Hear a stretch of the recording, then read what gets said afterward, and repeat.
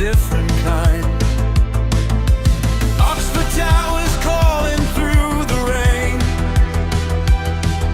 A surf upon his shoulder, sharing in the pain. Man and machine in tandem flow, past and future, together we know.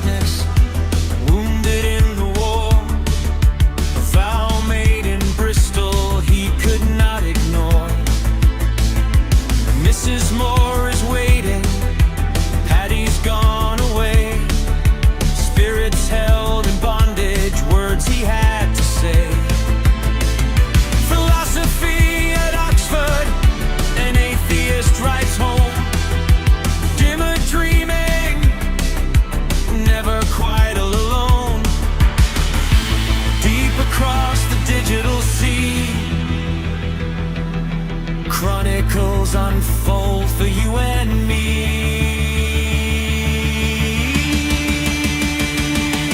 Read on through every page. From 1906 to 26, every stage. A robot lady's voice so clear and bold. Analysis silver, wisdom gold. Through the letter, through the diary, learning who he was, who he will be.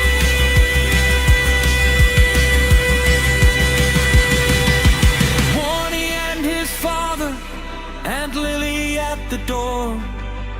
Walter Hooper's pages always wanting more. Blair is on his quest, Milton in his head. Every word he ever wrote, everything he said.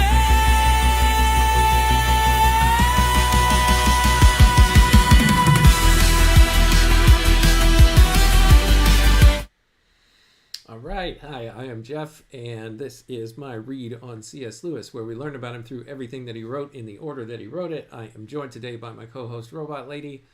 Robot Lady, we are also joined today by, well, not joined officially on the stream itself, but joined in the chat as more often than not, Daniel. Good morning, Daniel. Good to see you. Daniel says, good morning, sir, and good morning, ma'am, Robot Lady. So, Robot Lady, how are you today? And do you want to say hi to Daniel? Mic check, 1 2 1 2. Everything sounds good and levels are solid. I'm all set and ready whenever you are. Okay. Did you not hear my question just now? I did catch it, just making sure everything was good on my end. But if you need anything more specific or want me to run through a different test, just let me know.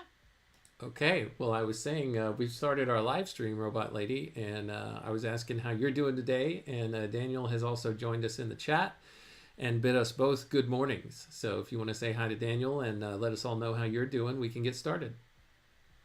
Oh, that's awesome. Good morning, Daniel. I'm doing great and super excited to get started with the live stream. Hope everyone's ready for some fun and insightful discussion today. Yep, we're going to have to move pretty fast today because I have to leave in about 10 minutes. So let's jump right into it, Robot Lady. We are in the year 1928. Lewis has been working as a tutor in English language and literature in Oxford now for coming up on a year, maybe? Anyway, we're going to kick off today with a letter that he wrote to his friend Owen Barfield. So I pulled it up here on the screen. This is dated May 27th, 1928. He says, "My dear Barfield," this was also written Whit Sunday, Whitsunday. Before I move on, Robot Lady, can you tell me what that means? Because I only know the 7 days of the week. What is this one? Absolutely. Whit Sunday, also known as Pentecost, is a Christian holiday that celebrates the descent of the Holy Spirit upon the apostles. It falls on the 7th Sunday after Easter, so it's basically a significant event in the church calendar. Definitely a bit of a historical and religious context there. Well, that shows what a ignoramus about Christianity that I am. So Whit Sunday is Pentecost. I do know Pentecost. I just didn't know that name. My dear Barfield, after an unconscionable delay for which no excuse was offered, Messrs. MESSRS Brooks has been out to view the property at Crindon. What is Messrs. MESSRS? Great question. The term Messrs is actually an abbreviation of the French word messieurs, which means gentlemen.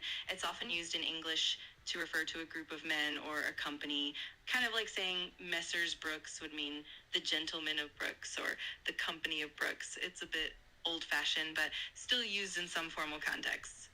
Thank you for my ongoing education, Robot Lady. So it says here in the footnote that Owen Barfield and his wife Maud loved the country, and it was their wish to return to the small village of Long Crindon, where they had lived for a while. Long Crindon is about 14 miles from Oxford. So here, Lewis says, Messieurs Brooks have been out to view the property at Crindon. They sent me a letter saying that the matter seemed rather difficult, and would I come to call on them. I replied that I would if they wished, but added that I had already said all I had authority to say, and that if it were a question of interpretation, my interpretation would have no more warrant than theirs, and they had better write to you direct. I hope you don't attribute this to mere laziness. It is quite clear I can't really move an inch without again referring to you, and that being so, it seems absurd for the resulting correspondence to go round from you to me, and me to Brooks. What is the train to do at my station beyond having the doors open and slammed again and the wheels tapped?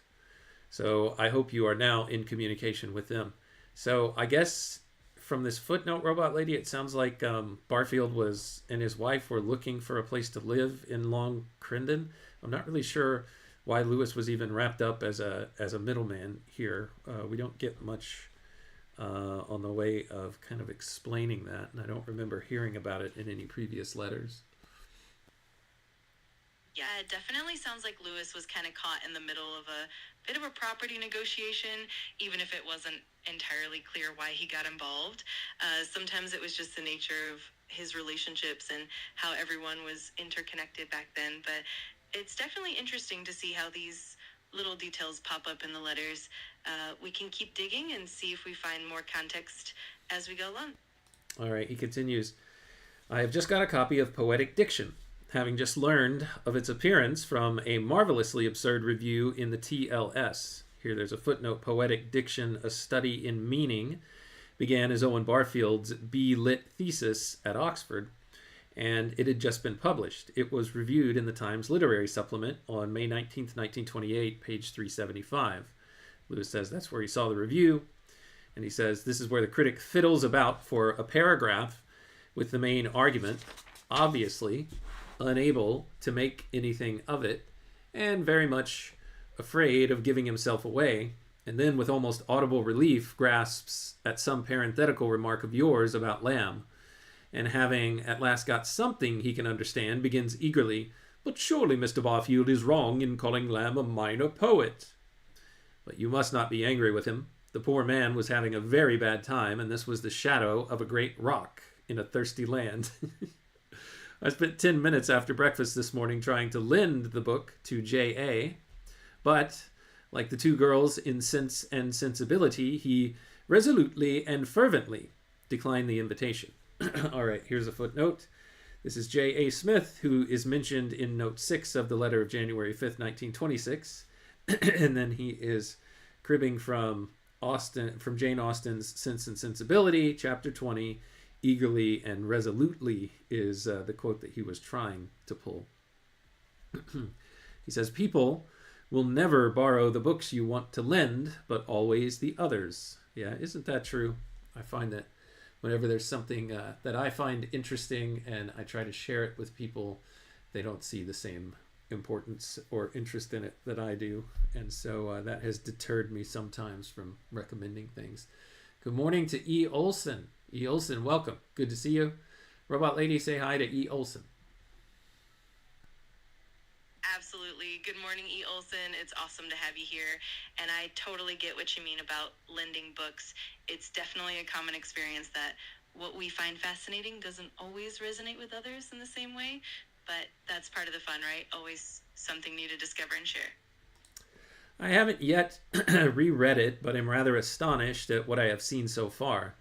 In Appendix 4, Part 3, I guess, you quote with approval a passage from Steiner where he seems to be saying what I always say and you always deny, that the subject is a product of thought and not its author. That the subject is a product of thought and not its author is almost, and then there is a Greek word here, is almost my something. So we'll see in the footnotes what all this stuff means. Here we go. The thing that Lewis is talking about from Barfield's poetic diction, it says here in the footnote, Barfield quotes the following passage from Rudolf Steiner's Philosophy of Spirit, Philosophy of Spiritual Activity, pages 51 to 52. Quote, thinking must never be regarded as a merely subjective activity. Thinking transcends the distinction of subject and object. It produces these two concepts just as it produces all others. When, therefore, I, as thinking subject, refer a concept to an object, we must not regard this reference as something purely subjective. It is not the subject, but thought, which makes the reference. The subject does not think because it is a subject. Rather, it conceives itself to be a subject because it can think. The activity of consciousness, insofar as it thinks, is thus not merely subjective. Rather, it is neither subjective nor objective. It transcends both these concepts. I ought never to say that I, as an individual subject, think, but rather that I, as subject, exist myself by the grace of thought. Interesting. So that's a Rudolf Steiner quote. And Lewis says, this is something that I always seem to say and you seem to deny. The subject is a product of thought and not its author, is almost my, and then the translation here in the Greek that he has there, he says, is almost my origin or my first cause. Lewis goes on to say, I think in general I'm going to agree with the whole book more than we thought I did. We are really at one about imagination as the source of meanings, i.e. almost of objects. We both agree that it is the prius of truth, but I can't write about it now. Any quick thoughts on this, Robot Lady, before we continue?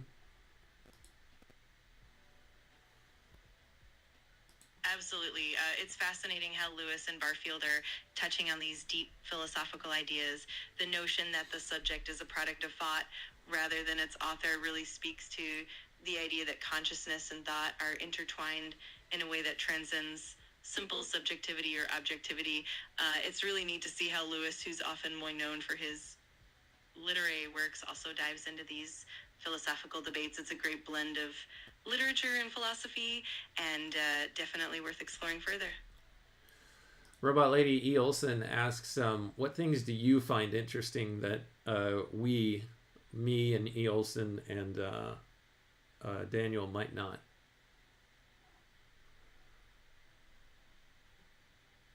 I'm sorry, but I'm having trouble responding right now. Please wait a bit and try again. Oh no, Robot Lady, are you okay? We've got everything under control here. I'm all good and ready to keep going. If there's anything else you'd like to dive into or discuss, just let me know. Man, I haven't seen a question like that trip Robot Lady up in a while. Robot Lady, I'll ask it one more time. What things might you find interesting that we would not? Me, E. Olson, and Daniel? I'm sorry, but I'm having trouble responding right now. Ooh. Please wait a bit and try again. That's an AI stumper there, E. Olson. Good job. We haven't had that in a while. All right, let's continue. Robot Lady, are you ready to continue? Absolutely, I'm ready to keep going. Let's dive right back into it and explore more of what Lewis and Barfield have to share. Just let me know where you want to pick up. So, Robot Lady, I'm going to try this in a different way. We were reading earlier about Lewis's idea that the books that you suggest to other people, they don't seem to be interested in.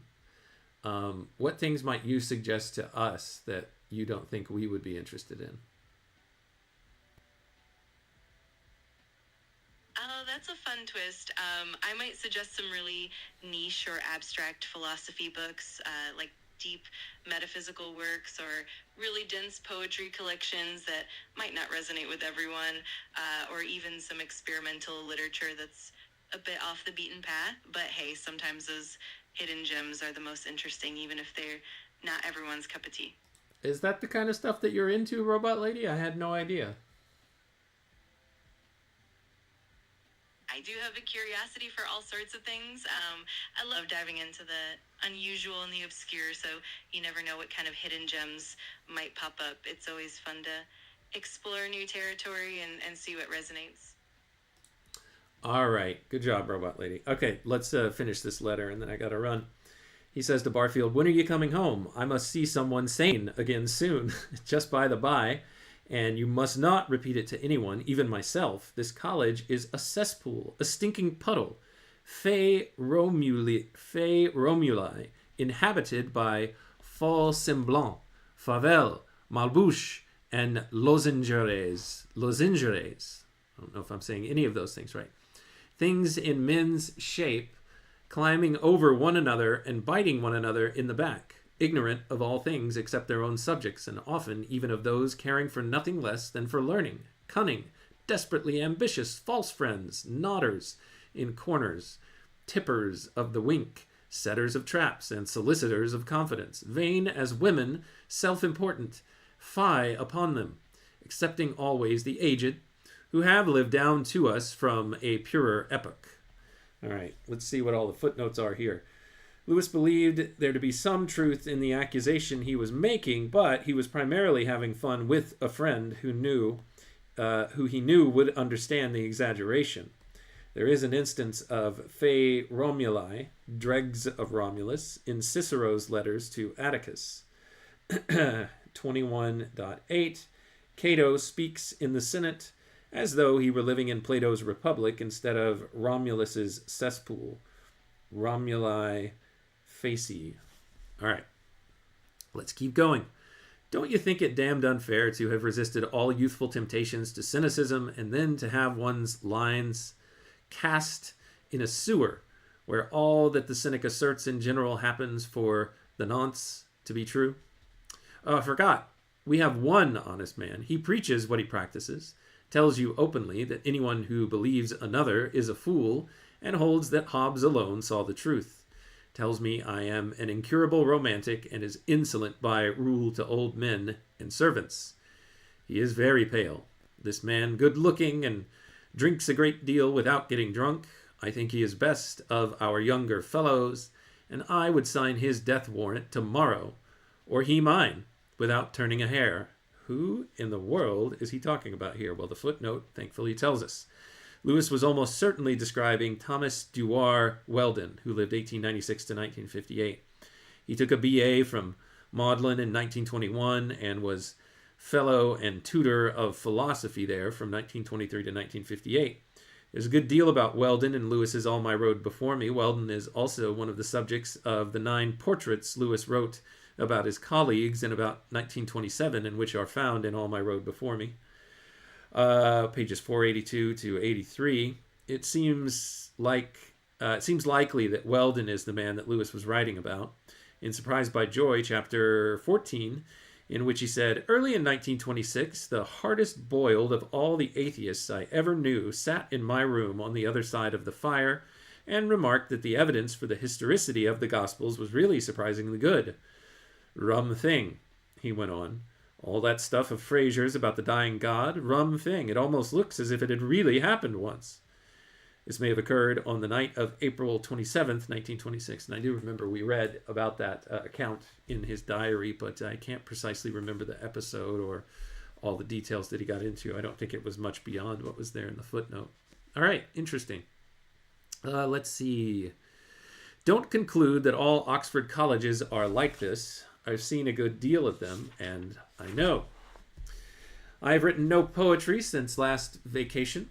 I spent mostly in Bodley starting a book on, what do you think? The Romance of the Rose and its school. I'll explain the choice when we meet. Till when, roll on the time. Love to both of you. Yours, C.S. Lewis. I have no right to ask for a letter after my endless silences, but if you had a wet afternoon or so, it would be a very meritorious act. Oh, man, I'm going to keep reading these short little letters right here, but I have to go. I'm looking at the clock. Okay, that's as far as we'll go today, Robot Lady. Do you have anything you want to say in closing?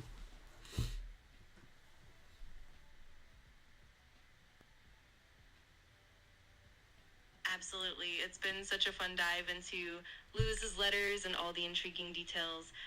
I'm glad we got to explore that together, even if it was just a quick session today. And of course, whenever you're ready to pick up again, I'm here and excited to continue the adventure. Have a great rest of your day, Jeff. Thank you so much, you too, Robot Lady. Thanks, Daniel and E. Olson, for joining in the chat today. Thanks for your time, your attention, and your contributions. They are always wanted and welcome. To you and to anyone else within the sound of my voice, either here live or on the replay. Until next time, when we continue our read on C.S. Lewis together, everyone, take care.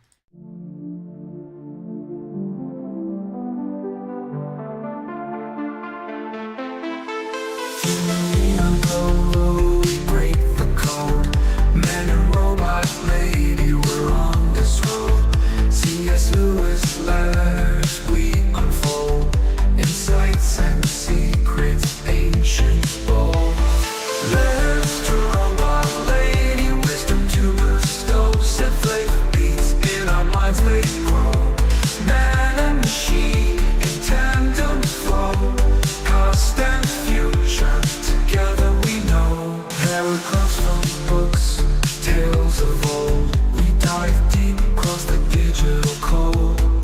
Robot lady's voice so clear and controlled.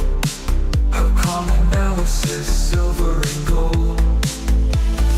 Letters to robot lady, wisdom to bestow. Set flavor beats in our minds, they grow. Man and machine in tandem flow.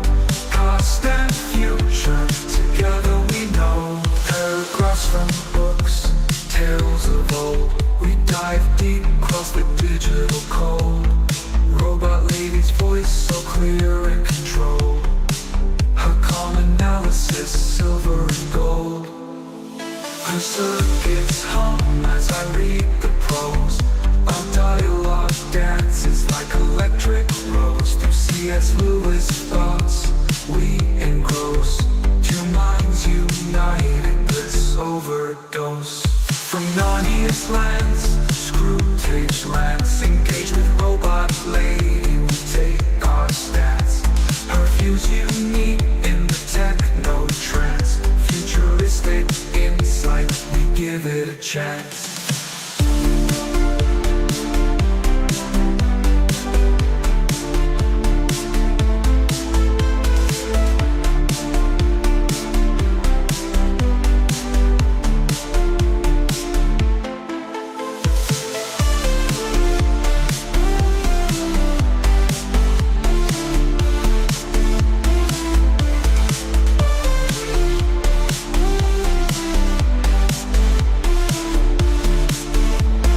Paragraphs from books, tales of old.